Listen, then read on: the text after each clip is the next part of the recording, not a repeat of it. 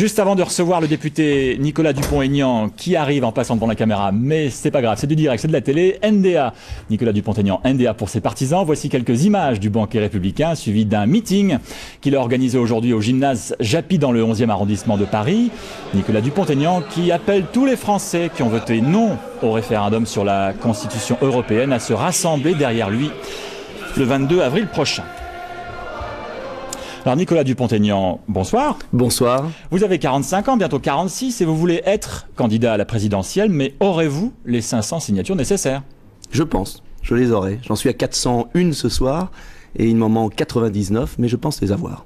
Qu'est-ce qui vous fait croire que vous les aurez? Parce que beaucoup de maires nous appellent, beaucoup de maires nous disent on ne peut pas continuer comme cela, avec cette politique spectacle, et surtout avec deux principaux candidats du oui, Ségolène Royal et Nicolas Sarkozy, qui veulent faire revoter la Constitution européenne après 2007. Et ce n'est pas simplement la question de bafouer les Français qui ont voté non le 29 mai 2005. C'est qu'on ne pourra pas résoudre les problèmes des Français si on ne va pas à la racine de ces problèmes. Alors vous appelez donc tous les Français qui ont voté non au référendum à se rassembler derrière vous. Ça commence à faire du monde, tous ces gens qui souhaitent voir les Français qui ont voté non, voter pour eux pour la présidentielle. C'est pas ça le problème. Ah bah si, c'est qu'aujourd'hui, de plus en plus de Français vivent de plus en plus mal.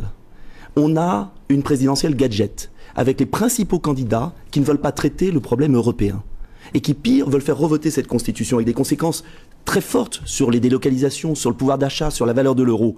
Qu'est-ce que je dis tout simplement? C'est qu'on ne peut pas continuer comme cela, et qu'il y a des mesures à prendre, et qu'on pourra redresser la France si on va enfin à cette question européenne, non pas pour aller contre l'Europe, comme certains à l'extrême droite, ou même comme un certain à l'extrême gauche, mais simplement pour refonder l'Europe sur des bases saines, et ainsi pouvoir résoudre les problèmes de nos concitoyens. Alors la pas seulement des Français d'ailleurs, aussi des Allemands, des Italiens, des Anglais. Alors la question européenne, si j'ai bien compris, va être l'axe principal de votre campagne, mais à ce jour, les instituts de sondage vous créditent de moins de 1% des intentions de vote, et même d'un tout petit demi-point. Au vu de ces chiffres, à quoi bon maintenir votre candidature? Mais écoutez, moi je vous propose de supprimer les élections, de transférer le pouvoir du peuple aux instituts de sondage, de laisser les préfets choisir les candidats à la place des maires, et puis ça sera fini notre démocratie. Moi je crois au contraire que la démocratie, c'est dans la main du peuple. Et ce peuple, on avait dit au moment du référendum qu'il voterait oui, il a voté non.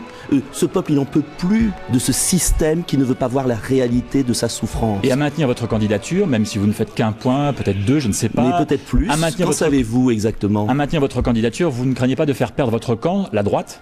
Mais vous ne croyez pas que s'il y a tant de gens qui votent Jean-Marie Le Pen aujourd'hui, c'est bien parce que depuis 20 ans, on ne veut pas voir les problèmes? Les Français ne sont pas pour l'extrême droite. Ils n'y vont pas par conviction, ils y vont parce qu'il n'y a pas de nouvelles personnalités, pas de nouvelles idées, parce qu'on nous ressort toujours les mêmes histoires, parce qu'on s'abîme dans la politique spectacle.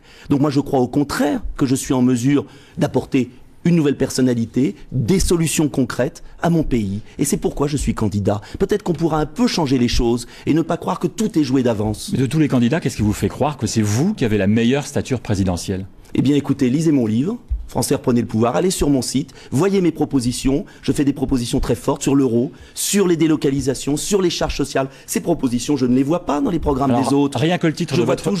Rien que le titre de votre livre que je n'ai pas encore lu, Français reprenez le pouvoir, Français reprenez le pouvoir, c'est pas un tout petit peu démago comme formule? Non, parce qu'en fait on a volé le pouvoir démocratique aux Français depuis 30 ans, parce qu'on nous prépare une fausse présidentielle, parce que ce sont toujours les mêmes histoires qu'on nous raconte, et il y a peut-être un jour dans notre pays besoin d'un peu d'air. Je ne suis pas le seul à l'apporter cet air, il y a d'autres candidats, mais il faut une vraie présidentielle, un vrai choix pour nos concitoyens. Nicolas Dupont-Aignan, merci d'être venu ce soir sur le plateau du Soir 3. Lilian Thuram, bonsoir. L'Europe du foot a désormais son président, et il a donc le visage de Platini. Est-ce que ce choix vous satisfait? Ben écoutez, je suis très heureux parce que je crois que Michel Platini a été un très grand joueur, a été sélectionneur de l'équipe de France, a été un grand dirigeant. Et je trouve que c'est une très bonne chose qu'à la tête de l'UEFA, il y a qui est ce monsieur, parce qu'il faut dire ce monsieur, et surtout qui va s'attaquer à quelque chose d'énorme, parce qu'en fait il faut écouter, c'est-à-dire remettre le football au milieu de tout. Et je crois que malheureusement ça va être très difficile et j'espère qu'il va pouvoir y arriver. Alors effectivement, Platini dit qu'il veut redonner ses valeurs au football, il veut un foot plus social, moins mercantile, mais la seule valeur bien souvent dans le foot c'est l'argent et rien d'autre. Pourra-t-il vraiment changer la donne selon vous? Ben écoutez, tout d'abord c'est pas vrai qu'au milieu du football il n'y a que de l'argent parce que c'est oublier tout. Mais malheureusement, vous savez, nous sommes dans une société où l'argent prédomine.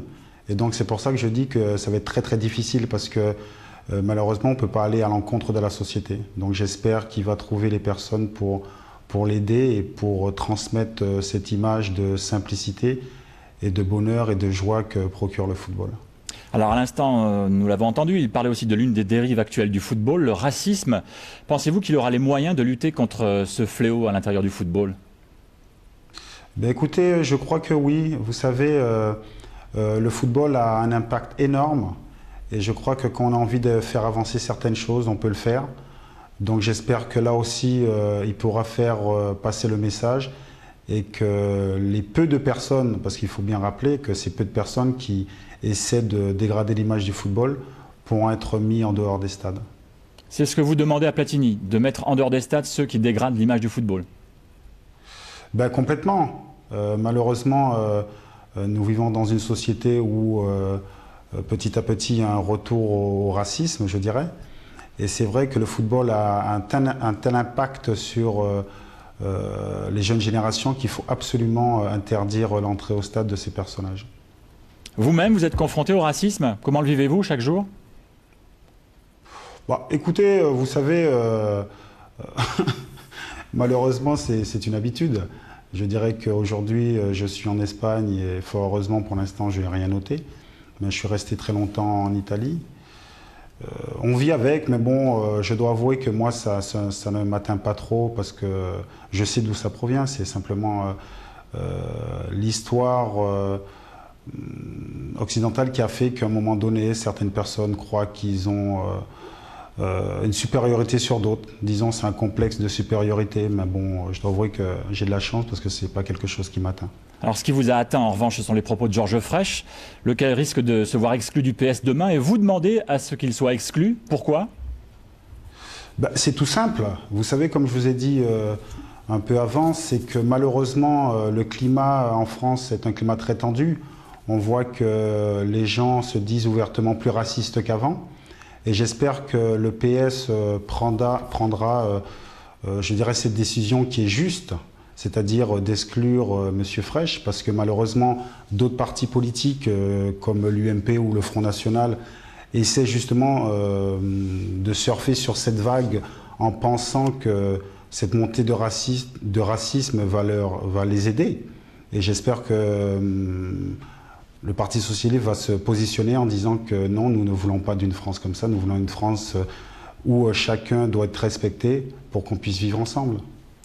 Lilian Thuram, merci d'avoir bien voulu répondre à quelques questions au sujet de l'élection à la présidence de l'UEFA de Michel Platini. Laurent Mallet, bonsoir. Bonsoir. Inutile de présenter le comédien que vous êtes. Alors vous venez de publier au Cherche Midi un livre intitulé « En attendant la suite » où vous racontez la fin de vie de votre mère, Florence, qui était atteinte d'un cancer du cerveau, et comment vous l'avez aidée à mourir pour abréger ses souffrances. Pourquoi avoir décidé de parler de ce secret intime si longtemps après? Parce qu'il faut 20 ans pour que la prescription fasse que les personnes qui étaient directement concernées par ces événements puissent être à l'abri d'éventuelles poursuites, parce qu'aujourd'hui, effectivement, ça n'a pas changé. Et l'appel de Marie Imbert est non seulement légitime, mais il est indispensable et j'espère que tout le monde va l'entendre. Vous dites que ça n'a pas changé, mais il existe cette loi de 2005, la loi Leonetti. Elle permet effectivement de suspendre les traitements, mais pas les soins. C'est-à-dire qu'on peut laisser effectivement les gens mourir de faim et de soif le temps qu'il faudra. Et 22 ans après le décès de votre mère, vous arrive-t-il de regretter de l'avoir aidé à s'en aller? Non, Léon Schwarzenberg, qui à l'époque nous avait accompagnés, a écrit un livre qui s'appelle Requiem pour la vie, dans lequel il dit que l'euthanasie n'est pas une bonne réponse. La seule bonne réponse serait que la médecine puisse guérir. Malheureusement, c'est pas le cas. Donc, compte tenu de la situation, il faut effectivement qu'il y ait une autre réponse. Même si elle est mauvaise, c'est une réponse quand même, et elle est nécessaire. Et qu'est-ce qui, au final, vous avez fait finir par accéder à la supplique de votre maman, qui vous demandait de l'aider à mourir? La souffrance, tout simplement, la compassion et l'amour, surtout.